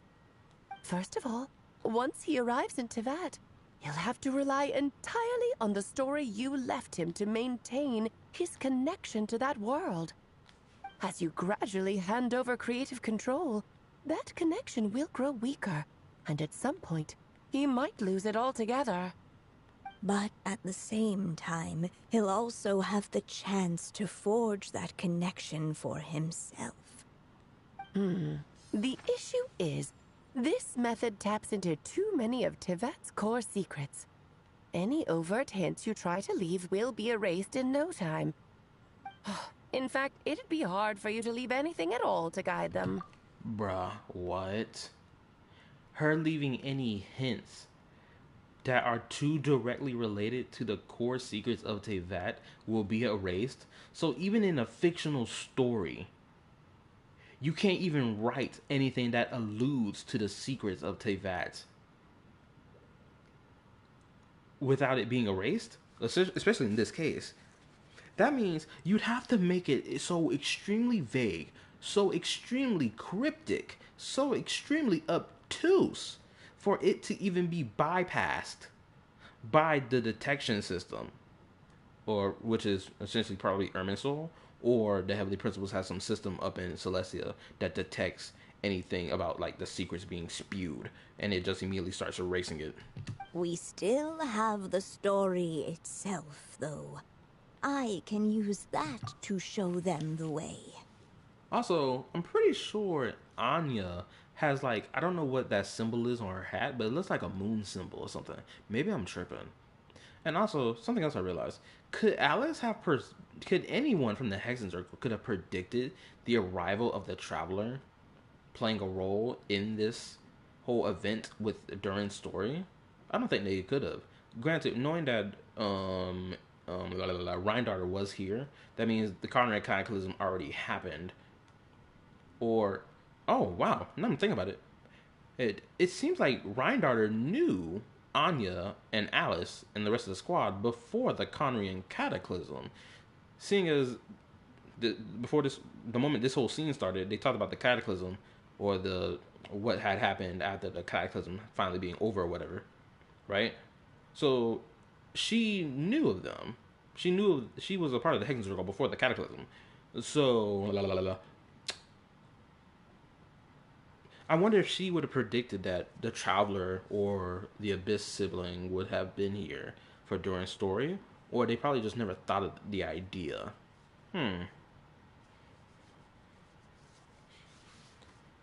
Hopefully y'all get my thought process I'm trying to spew out of my brain, trying to make it sound like it makes sense. Yeah, they could, especially be. It's entirely possible he burns through all your ink, never reaches the chapter you had in mind, and gets stuck roaming the chapters of his past. But despite all that, I still believe in what this child can become. His hopes and wishes can be his ink, so he won't be trapped by mine running dry. Oh, what the writer you are, Anya. Your imagination never ceases to amaze. And you do know how much I love a happy ending. You shall have my help, my dear. Bro, I can't wait to learn more about Alice. I really want to know where the hell she came from and how she came up in life to become the Alice that she is now. And I honestly think that this interaction she's having with Anya is probably the core reason why she had Klee. Clearly, because this is before she gave birth to Klee. Clear as day with how she's engaging in the conversation. The fact that we can even extrapolate this from another character's story quest based off the interaction of two characters who aren't like even, well, one of the characters is already dead. The other character is like currently present in the story now. I'm bored. Yeah, I know. Oh, sometimes you just gotta play a different game so that you'll feel less bored, or just read something, or just jam the music sometimes. Thank you, my friend. Well then, my child, do you understand what you must do? Yes, I think I do. It's my turn to keep this story alive. Then what's holding you back? What will become of you after I take up this pen? I will fade away. There will no longer be a reason for me to go on existing. He's having a whole interaction with his mom right now. Hold up, I'm gonna stop talking. I'm gonna let this play. My child, or your mother, I should say, passed away long ago. The voice you're hearing is nothing but a magical echo that has now fulfilled its purpose. You needn't feel so reluctant to let me go. I know my mother died long ago. It's just, when you lose your mom too soon, it's hard to tear yourself away from the stories she used to read. I guess it's a silly way of pretending she's still here, by your side. Durin.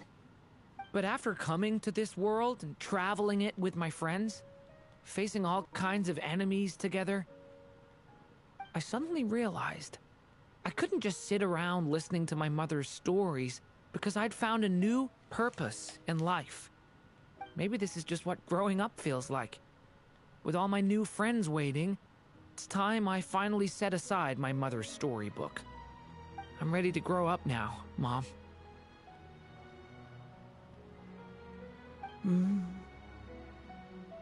Then take this. A gift I should have given you a long time ago. You've witnessed this story from the very beginning.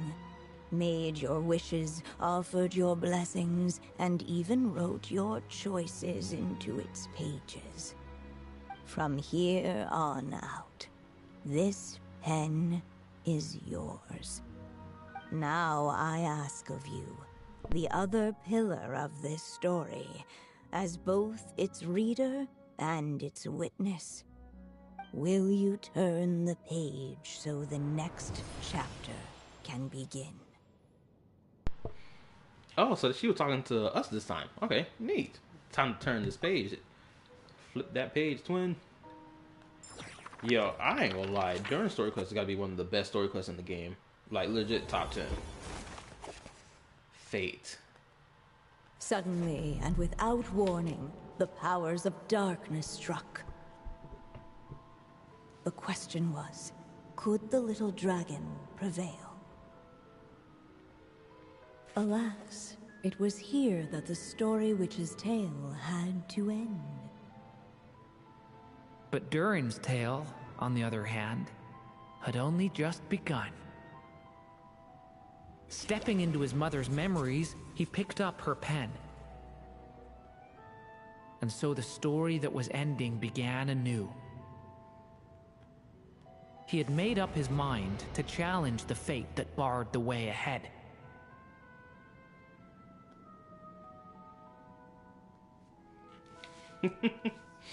I love the fact that he's writing his own story now, or he's writing the sequel to the original story, right? I used to play Roblox when I was bored, but now it's boring because I can't talk to anyone. I mean, knowing all the stuff that's going on with Roblox, bruh.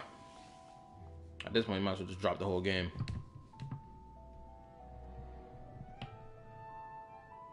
Or rather, you said you used to play Roblox. I mean, you've been dropped it.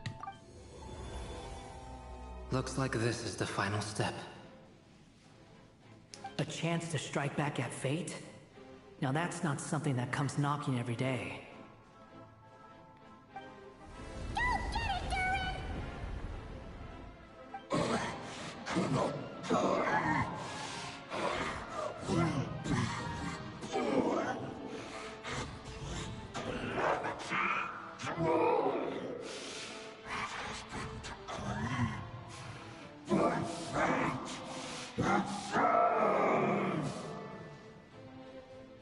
No, that fate no longer defines me. In the end, only my story shall endure.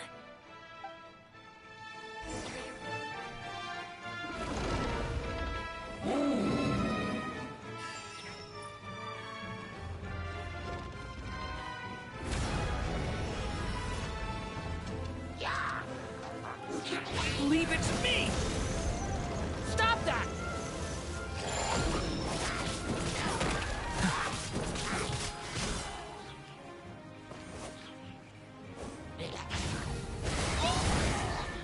Stay away from me!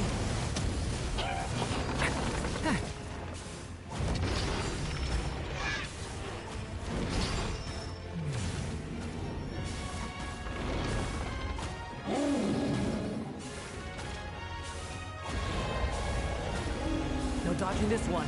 Here, I'll help lift you up.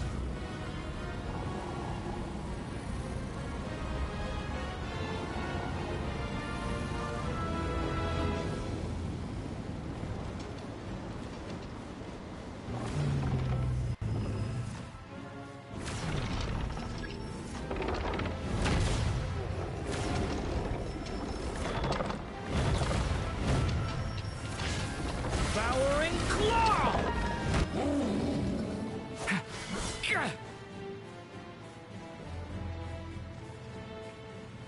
Bro, why won't it let me touch the damn thing? Only my story shall endure.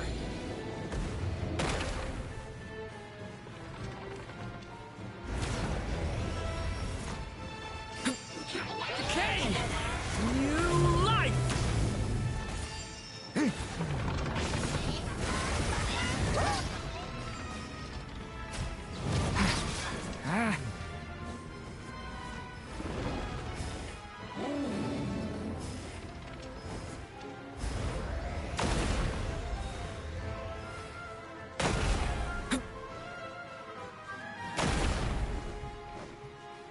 Looks like there's nowhere to hide. Here, I'll cover for you.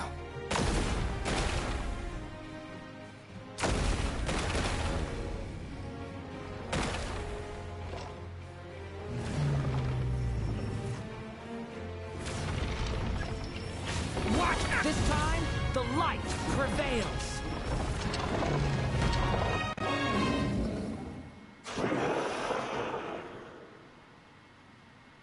Thank you, Mom. And so it was that Durin defeated the darkness and rewrote his fate. But his story is far from over.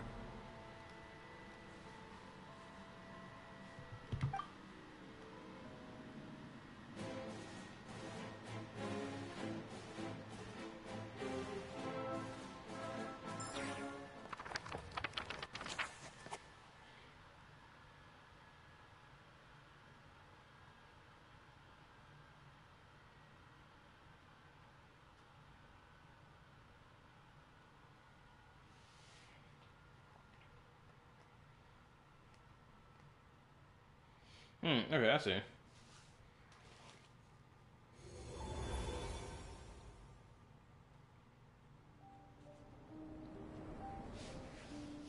Is everyone okay? We're fine, thanks. And hey, we all saw how you fought back there. That was awesome! Is that a new outfit? It looks a lot more free. They know exactly what the hell they're doing. I love catching these moments where they trying to be meta with their writing. I love catching moments like these. Sometimes it irritates me. Other times it's like, okay, I get it. I see what you're putting down.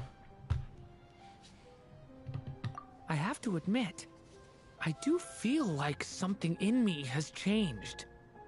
I owe you all so much.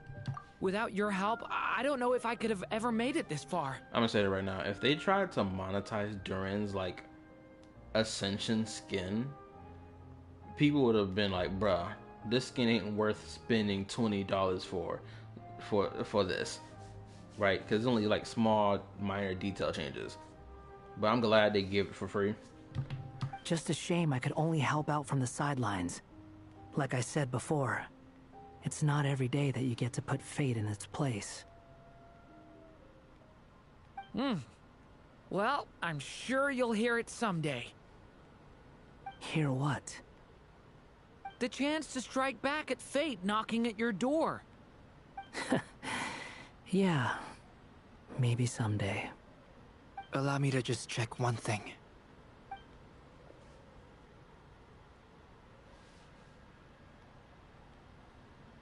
Yes. The abyssal power within you has stabilized again. And those strange symptoms you were experiencing seem to have completely disappeared. Oh, thank goodness! I wonder what it means, though. Aside from the principles of alchemy, what other law of this world governs his being? Look, it all turned out fine, so just leave it at that. Now that this one's out of danger, it's time for me to get out of here. You're leaving so soon? What, don't humans usually throw a party after something like this? A party? Do I look like that kind of guy? Anyway, come find me again next time you're in trouble. That's what friends are for, right? Some people never change. And also, that is freaking diabolical what they just did.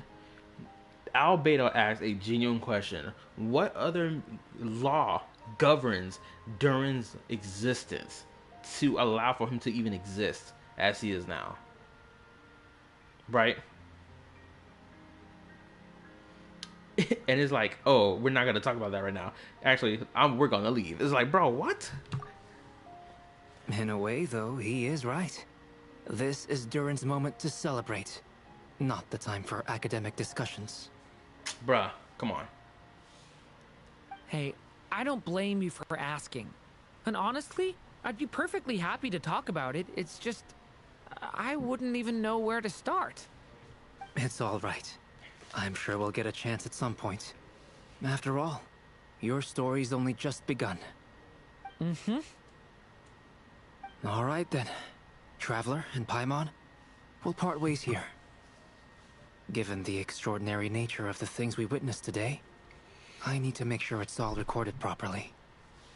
I just find it so interesting that in this concealed world of Teyvat, even with the new laws that govern it being extremely restrictive, there is still a way for something unique to spark in this restrictive, sealed off world. Isn't that crazy? Okay, see ya! So, it's party time next? Huh?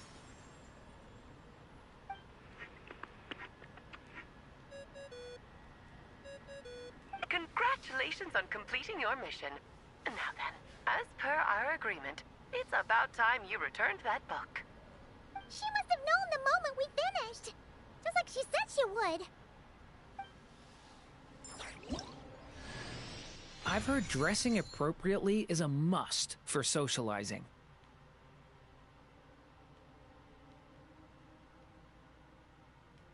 Durin outfit unlocked.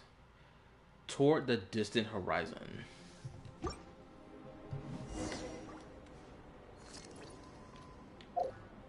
Is Alice gonna be in Mondstadt? Oh, she's gonna be at their meeting place.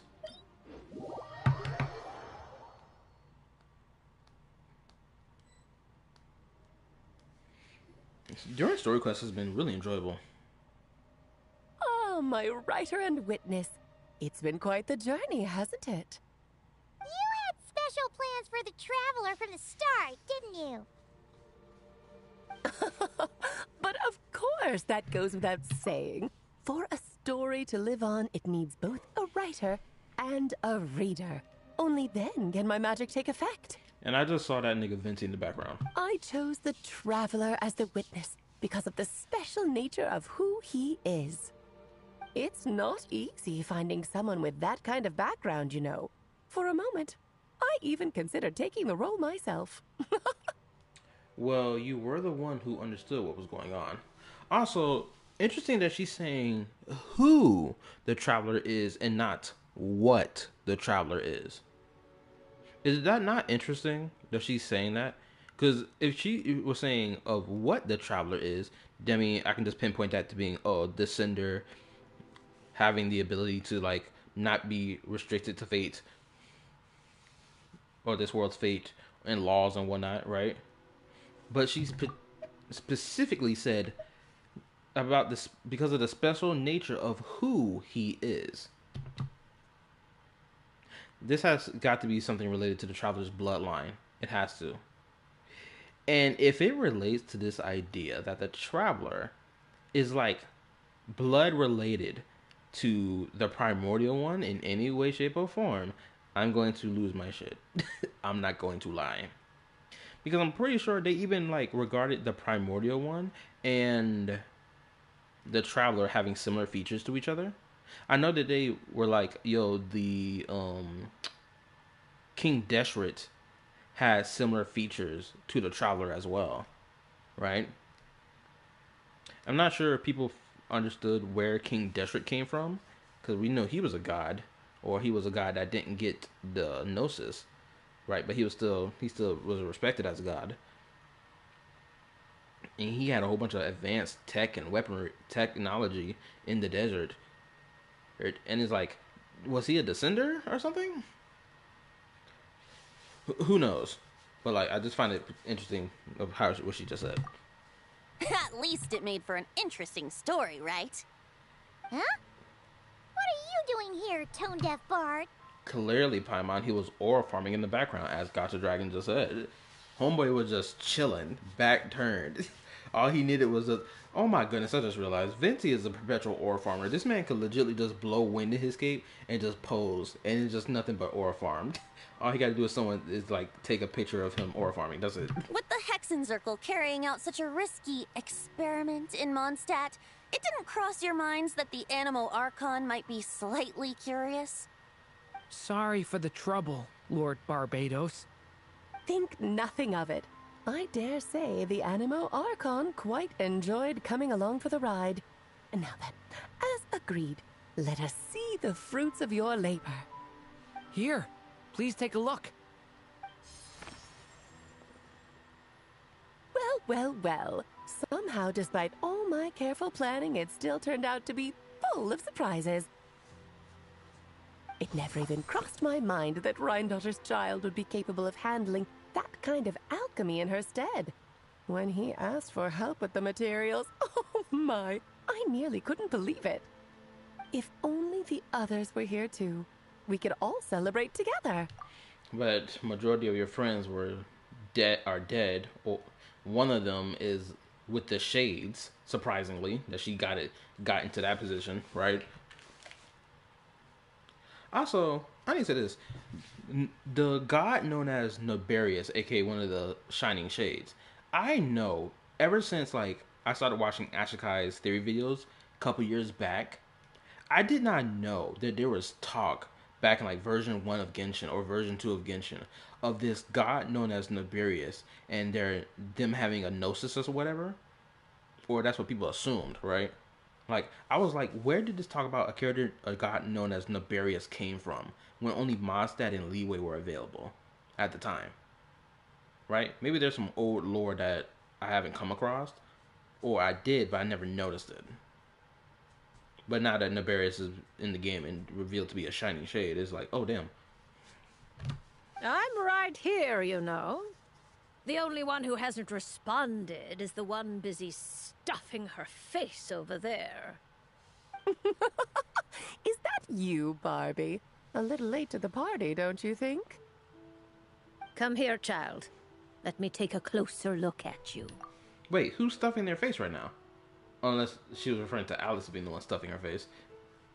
Can I eat Paimon? No, leave my girl alone. Anyway. After this, I'll stop talking about Roblox and talk about the games I play on Roblox. It's tower defense games and fan-made Pokemon games because most of the games is mid or kind of boring. And King Deshret, just a normal human being with big brain. Really? All right, Aunt Seer Witch. Here I am.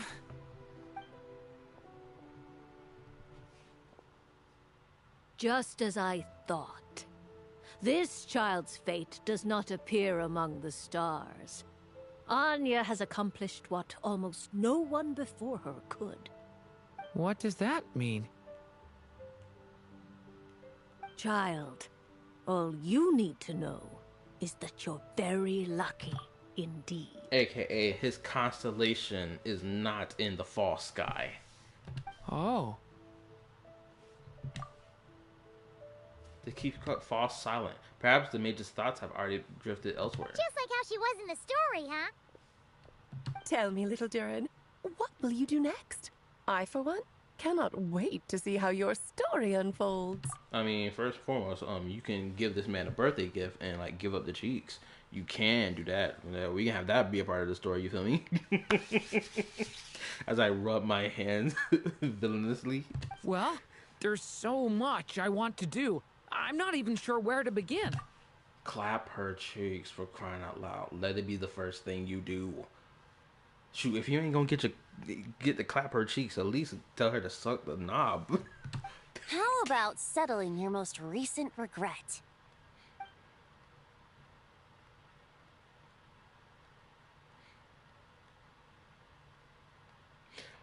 Oh. Not so fast, tone-deaf bard.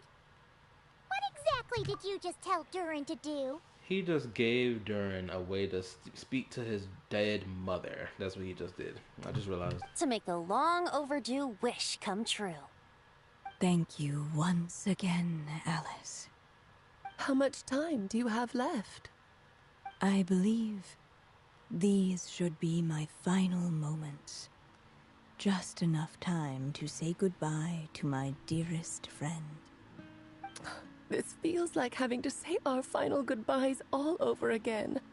I don't like it. Not one bit. I don't know how to respond to that. Strange. You were always such a cheerful figure in my stories.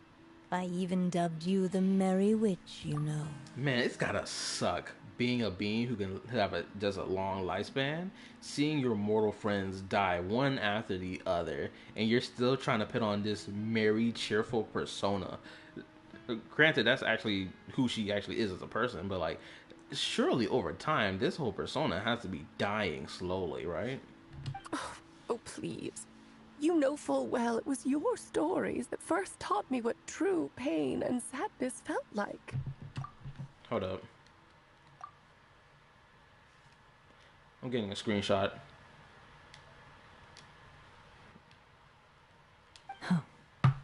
Aside from saying goodbye to me, shouldn't you also leave a few words for the child? Since the book will be his to continue, why don't you write him a little parting note? Kyle, I was looking at the Discord, because I don't really look at it, and Star sent some pretty weird stuff in that Discord, and you guys too. Look, we was having a back and forth, okay? It's a bigger back and forth. That's all. That's all the context you need. Oh man, it's freaking funny as crap. There's no need. His mother already did that long, long ago. All that remains is for me to convey it on her behalf.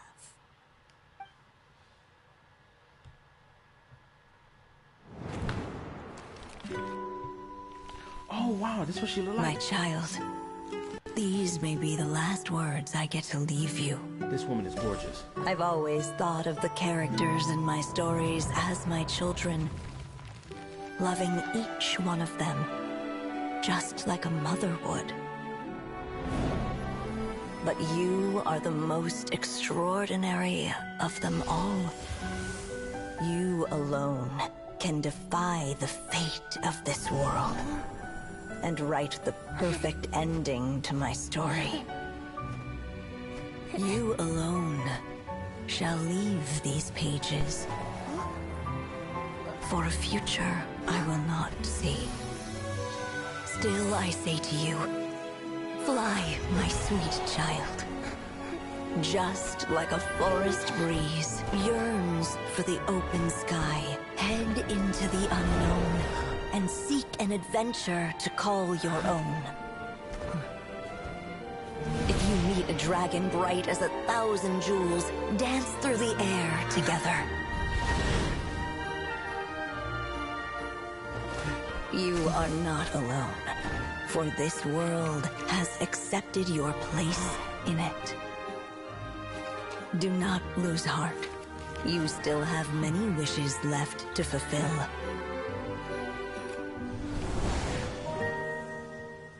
A long tale awaits you, my love. Let songs and flowers be the ink that fills its pages. Take my pen and use it to continue your story.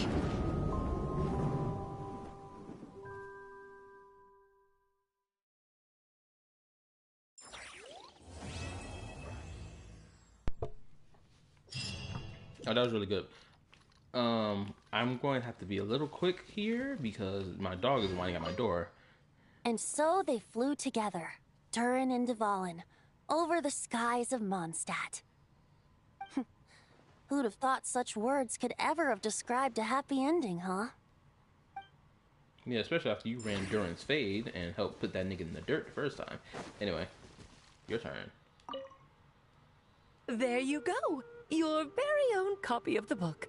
We wouldn't want one of the story's key witnesses to leave empty-handed now, would we?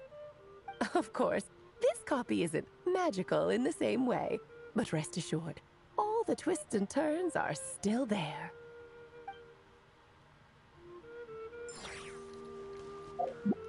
I'm just trying to get a proper view of your form, my lady. Oh, damn. Yes, I'm a gooner for crying out loud. I respect the female form because it's gorgeous. I'm trying to get every nook and cranny of this freaking character design while I'm at it.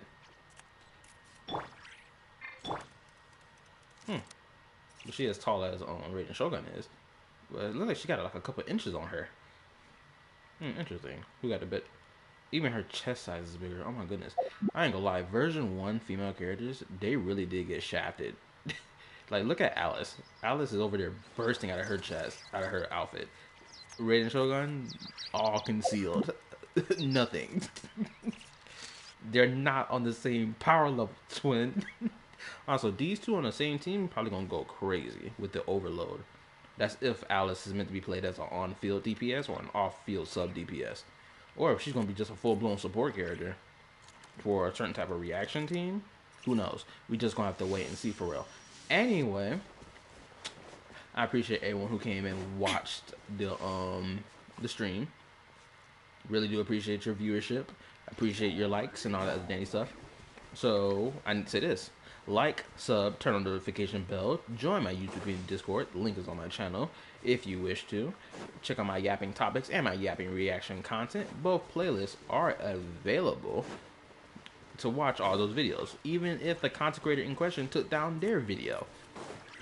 In terms of any new videos coming out, more than likely there won't be any until like probably next week.